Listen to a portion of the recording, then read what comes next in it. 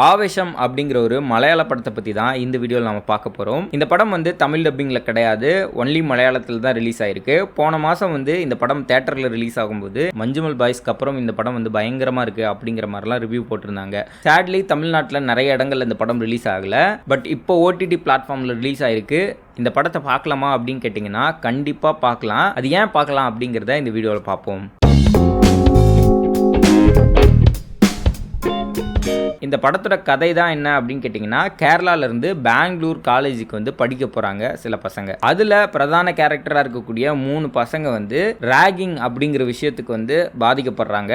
அதாவது அந்த காலேஜ்லேயே வந்து சீனியர் கேங் அப்படின்னு ஒரு கேங் இருக்குது. அந்த கேங் என்ன பண்ணுறாங்க அப்படின்னா, ஜூனியர்ஸாக வரக்கூடிய புது பசங்களை எல்லாத்தையும் வந்து பயங்கரமாக ராகிங் பண்ணுறது, பயங்கரமாக டாமினேட் பண்ணுறது, இவங்களை பார்த்தாவே பயப்படணும் அப்படிங்கிற அளவுக்கு இருக்கக்கூடிய ஒரு கேங் இருக்காங்க. இந்த கேங் வந்து ஒரு வித்தியாசமாக வந்து ஒரு சிவப்பு கலர் ஆம்னி வேனில் தான் காலேஜுக்கு வந்துட்டு போவாங்க. அந்த அளவுக்கு இருக்கக்கூடிய ஒரு வித்தியாசமான கேங். கேரளாலேருந்து வரக்கூடிய இந்த படத்தோட பிரதான கேரக்டரான ஒரு 3 கேரக்டர் பசங்க வந்து ஜூனியர் பசங்க வந்து அவங்க கிட்ட மாட்டிக்கிறாங்க. அவனுங்களை தூக்கிட்டு போய் வச்சு ஒரு நைட்டு ஃபுல்லாக பயங்கரமாக அடின்னு அடித்து அவங்கள ரொம்ப அவமானப்படுத்திடுறாங்க.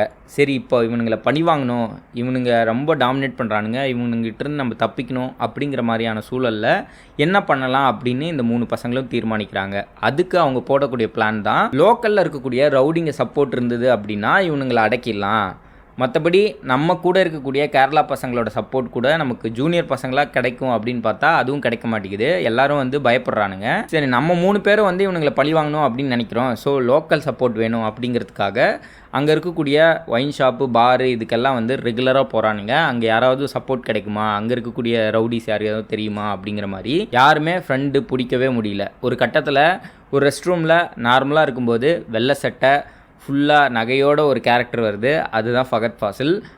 அவராகவே வந்து இன்ட்ரடியூஸ் ஆகிக்கிறாரு. இந்த பசங்களாம் அவருக்கு ரொம்பவே பிடிச்சி போகுது. பிகினிங் ஸ்டேஜில் இந்த பசங்களுக்கு வந்து இவர் ஒரு ரவுடி மாதிரியே தெரியல, தனியாகவே இருக்கிறாரு. இவரெலாம் ஒரு ரவுடியா அப்படிங்கிற மாதிரி இலக்காரமாக பார்த்துட்டு இருக்கும்போது அவர் உண்மையாகவே ஒரு பெரிய ரவுடி அப்படிங்கிற மாதிரி அவருக்கு பின்னாடி ஒரு கேங் இருக்குது.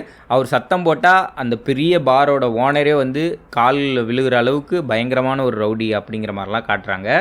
இந்த சீன்ஸ் எல்லாமே வந்து ரொம்ப சுவாரஸ்யமாகவும் ரொம்ப ஜாலியாகவும் இருந்தது. குறிப்பாக அந்த ஃபஸ்ட்டு கொஞ்ச நேரம் இவர் ரங்கா அப்படிங்கிற கேரக்டர் யார் அப்படிங்கிற எக்ஸ்ப்ளனேஷன் சீன்ஸ்லாம் வந்து உண்மையா பொய்யா அப்படிங்கிற ஒரு குழப்பம் வந்து அந்த பசங்களுக்கு இருக்கும்.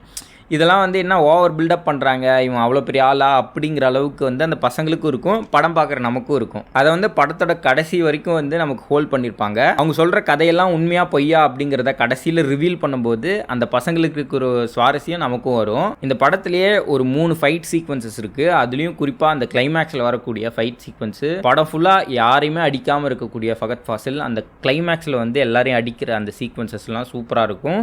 அது போக அந்த காலேஜில் அந்த சீனியர் பசங்களை அடிக்கக்கூடிய அந்த ஃபைட் சீனும் வந்து பயங்கரமாக இருந்தது. மற்றபடி இந்த படத்தோட ப்ளஸ் பாயிண்ட்ஸ் அப்படின்னு சொல்லணும் அப்படின்னா ஃபகத் ஃபாசில் அவர்களுடைய நடிப்பு தான் சொல்லுவேன். இது போக இந்த படத்தில் நான் ரசித்த விஷயங்கள், ரங்கா அப்படிங்கிற கேரக்டர் வந்து கேரளாவில் பிறந்து வளர்ந்தாலும் பெங்களூரில் அவர் ஒரு லோக்கல் ரவுடி அப்படிங்கிறதுனால மோஸ்ட்லி அவர் வந்து கன்னடத்தில் தான் வந்து அவங்க இருக்கக்கூடிய ரவுடிங்க எல்லாத்துக்கிட்டையும் வந்து அவர் பேசுகிற மாதிரி வச்சுருக்காங்க.